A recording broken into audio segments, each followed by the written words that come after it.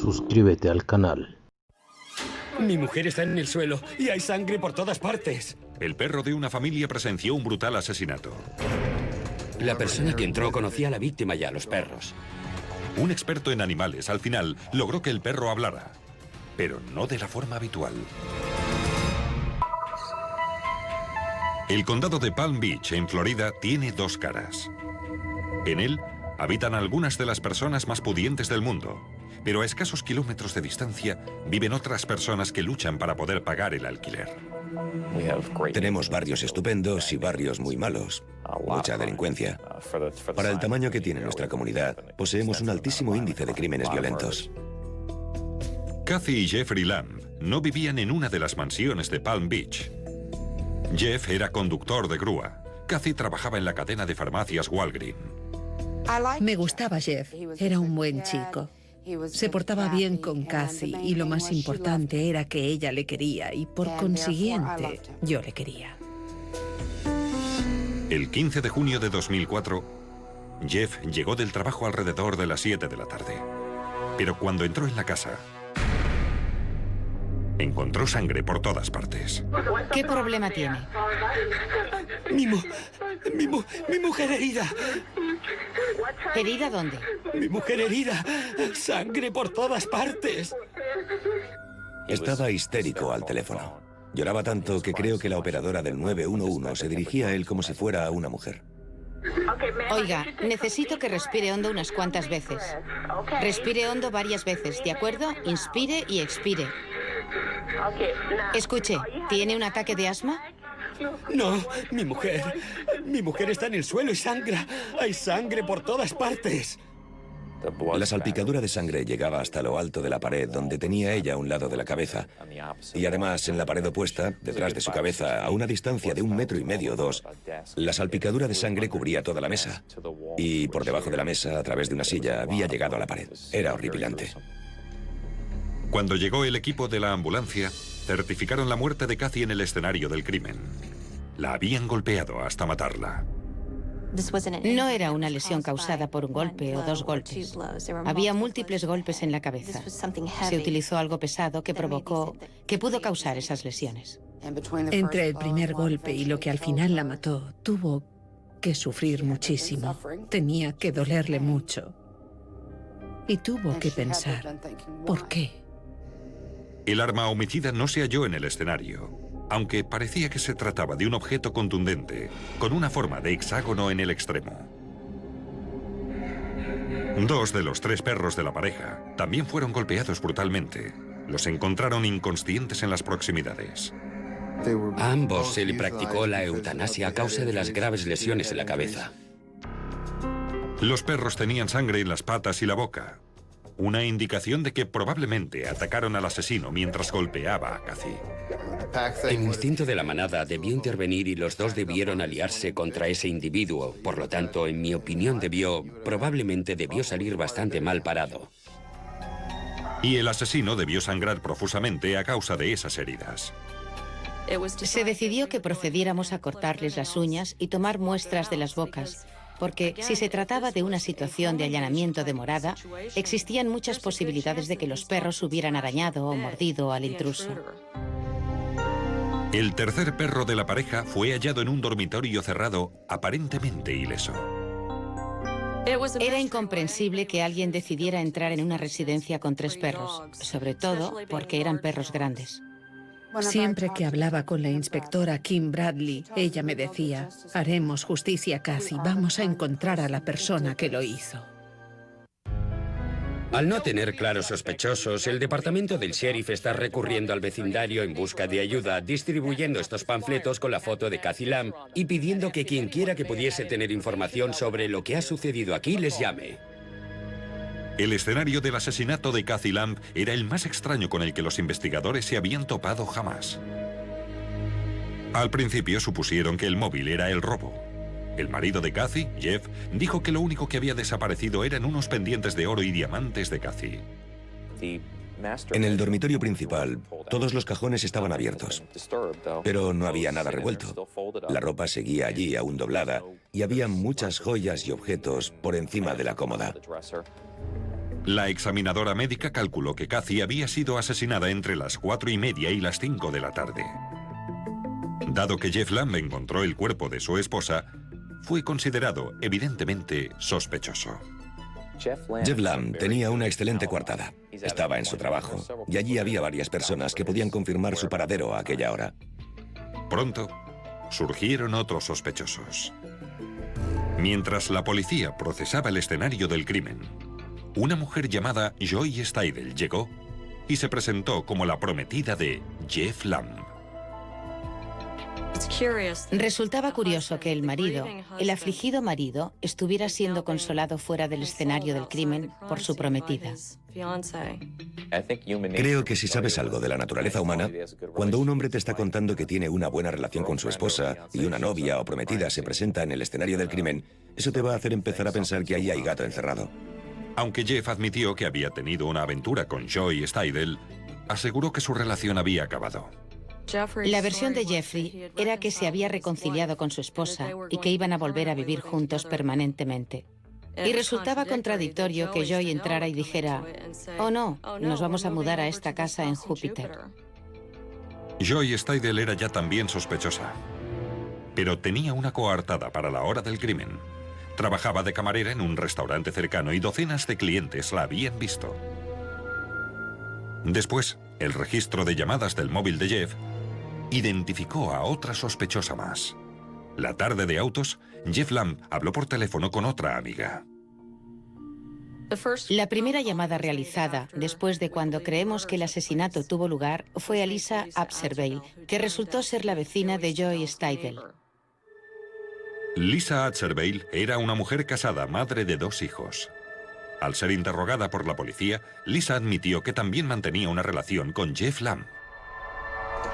De hecho, el marido de Lisa los había sorprendido juntos en una situación comprometida escasas semanas antes del asesinato de Cathy Lamb.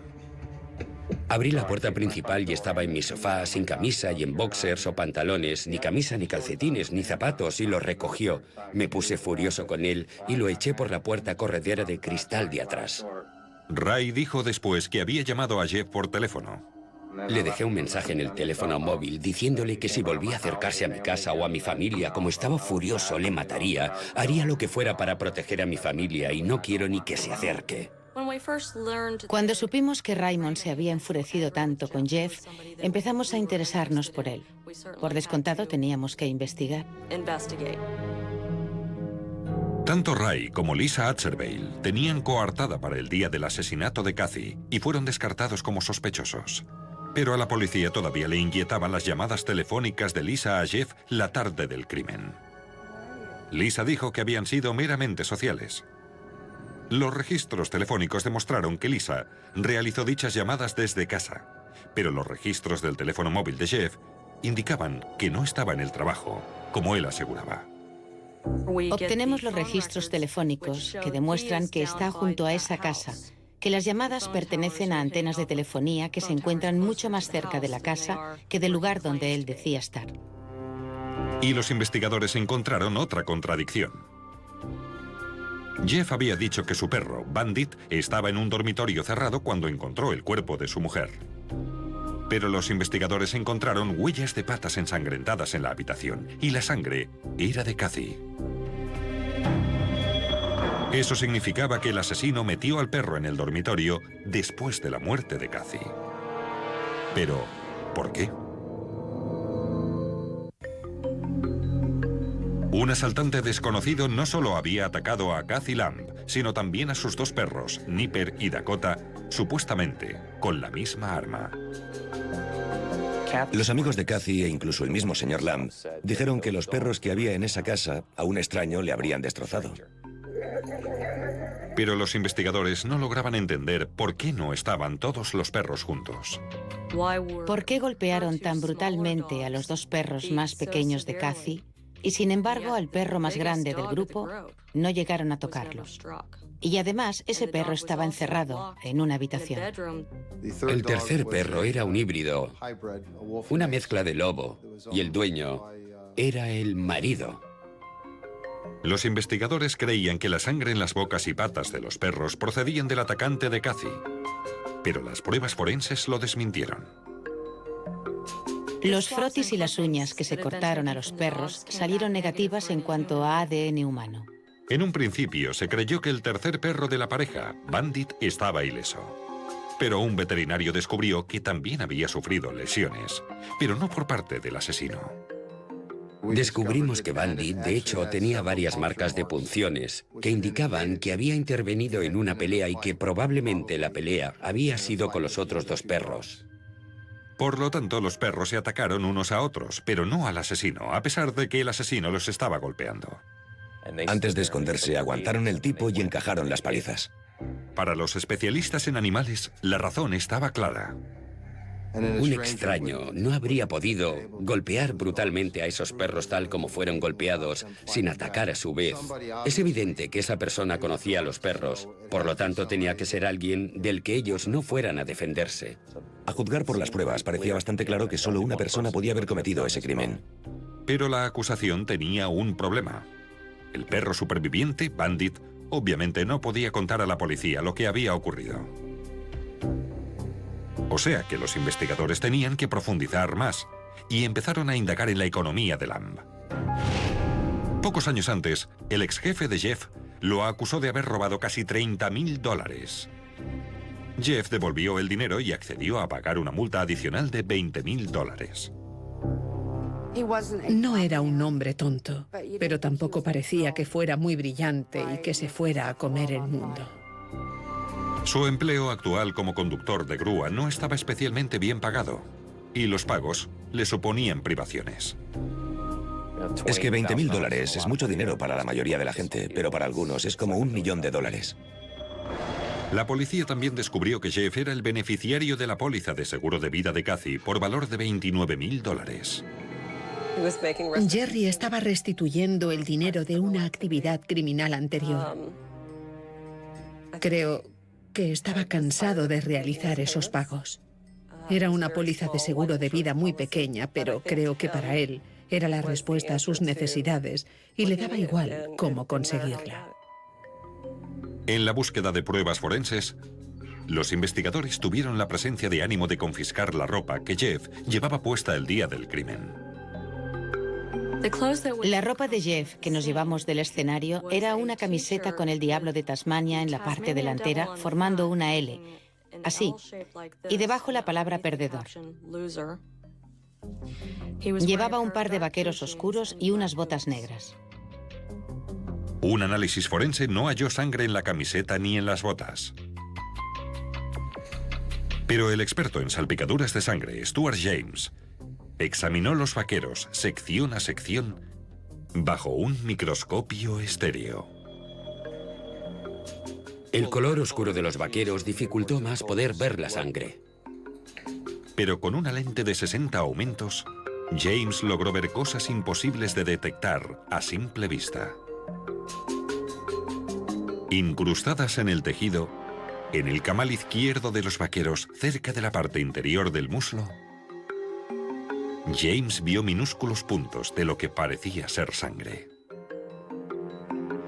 Las presuntas manchas de sangre estaban incrustadas dentro del tejido y entre la trama del tejido, lo que a mí me indicaba que esas manchas no eran el resultado de una transferencia.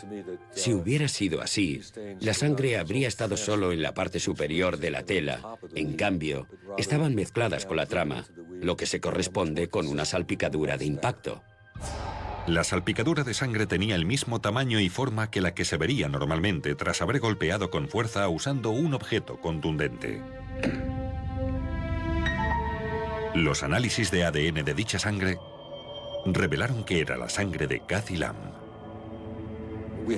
Tenemos salpicaduras de impacto en el escenario, en la pared, y también tenemos salpicaduras de impacto en la zona interior del muslo izquierdo de los vaqueros oscuros de Jeffrey Lamb. Era la prueba definitiva de que Jeffrey Lamb asestó los fatales golpes. Las salpicaduras estaban tan impregnadas en el tejido que no podía tratarse de un contacto accidental, tenía que haber sido con fuerza. Doy gracias a Dios de que no se cambiara los pantalones. Y el experto en salpicaduras de sangre, Stuart James, encontró una cosa más. Casualmente metió la mano en uno de los bolsillos para comprobar si había algo y encontró un pequeño pendiente de diamantes que pertenecía a Kathy. Y Jeff había dicho a la policía que esos pendientes habían desaparecido. Los investigadores ya tenían todo lo que necesitaban, excepto el arma homicida.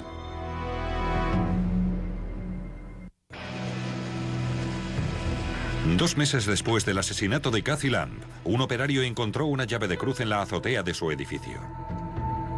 Había subido a la azotea porque se habían producido goteras y se les filtraba el agua, y encontró una llave para ruedas que se usaba en uno de sus camiones grúa más grandes. Era el edificio de las oficinas de la empresa de grúas donde trabajaba Jeff Lamb. La llave tenía orificios hexagonales para aflojar y apretar los tornillos. Se analizó en busca de ADN. Lo intentamos todo para analizar la llave, pero el problema es que en el sur de Florida llueve continuamente. La llave llevaba 2 meses y medio en la azotea. El sol tenía que haber evaporado cualquier ADN y además el agua lo habría limpiado. Pero dado que era tan característica, al igual que las heridas en el cuerpo de Kathy, la llave para ruedas seguía siendo una prueba muy valiosa. La boca hexagonal se situó sobre fotografías de las heridas de Kathy. Al observar las lesiones en el rostro de Kathy, te decías, es imposible que alguna otra cosa haya podido causarlas. Era algo tan inusual, nunca había visto nada semejante. Jeffrey Lamb fue arrestado y acusado de asesinato en primer grado. La acusación cree que Jeff quería poner fin a su matrimonio. Con frecuencia decía a sus amigos que Kathy era una ama de casa horrorosa, pero al parecer Jeff no era mejor. Decía de ella que era sucia, y sin embargo su camioneta estaba asquerosa. En serio, había más basura en esa camioneta de la que uno saca a la calle. No sé cómo llamarle, pero no llevaba un estilo de vida mejor que el de su esposa. La pareja estuvo separada unos años, pero incluso después de reconciliarse, Jeff continuó teniendo aventuras. Kathy toleraba sus infidelidades, pero no le gustaban. Casi me daba mucha lástima. Me sentía muy mal porque sabía que ella le quería mucho y pensaba que debía sentirse muy dolida por eso. Jeff estaba pagando una multa de $20.000 por malversación. Y un divorcio le habría dejado con menos dinero para hacer frente a dichos pagos. Jeff tenía un amigo. Le había dicho, no pienso perder mis cosas y no pienso renunciar a su seguro de vida. La mataré antes de que se divorcie de mí. La acusación cree que Jeff había planeado usar la liquidación de la póliza de vida de Kathy para iniciar una nueva vida con su prometida. La tarde de autos, Jeff estaba en el trabajo. El coche de su prometida estaba en el taller del servicio de grúas para ser reparado. Según sus compañeros de trabajo, Jeff dijo que iba a llevar el coche a repostar gasolina y salió entre las 4:30 y las 5 de la tarde.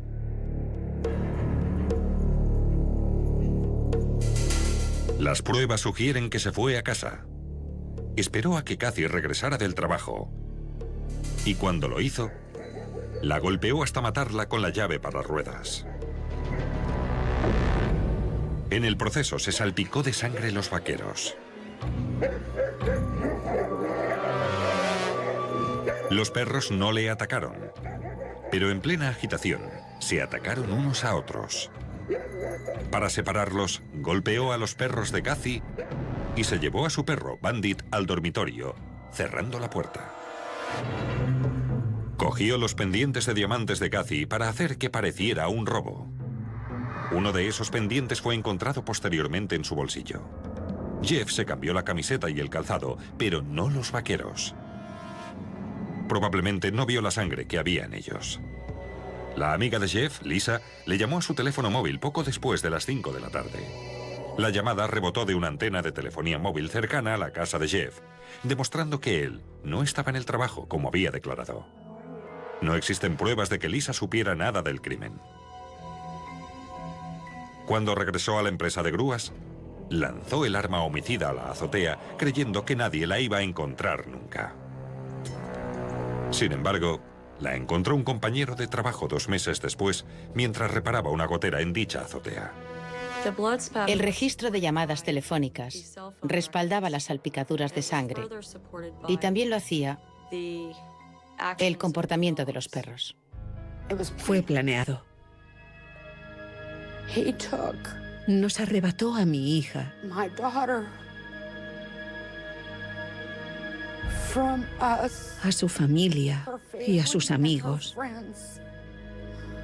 por $29.000. En septiembre de 2006, Jeffrey Lamb fue sentenciado por asesinato en primer grado. Fue condenado a cadena perpetua sin posibilidad de libertad condicional. Fuimos a juicio con confianza, porque el caso no se basaba solo en la ciencia, se basaba en el sentido común. No creo que se levante alguna mañana de algún día y se diga, ¿cómo he podido hacerle eso a un ser humano? Además del hecho de que era mi esposa y además del hecho de que la conocía desde que era una adolescente.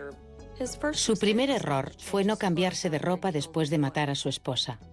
El segundo error fue arrojar una herramienta a una azotea, un sitio al que no pertenece y donde alguien puede descubrirla. Su ropa fue la clave del caso. Si los inspectores no le hubieran pedido que se quitase la ropa, jamás le habríamos condenado por el crimen. Sin duda alguna, hoy andaría por ahí con total libertad.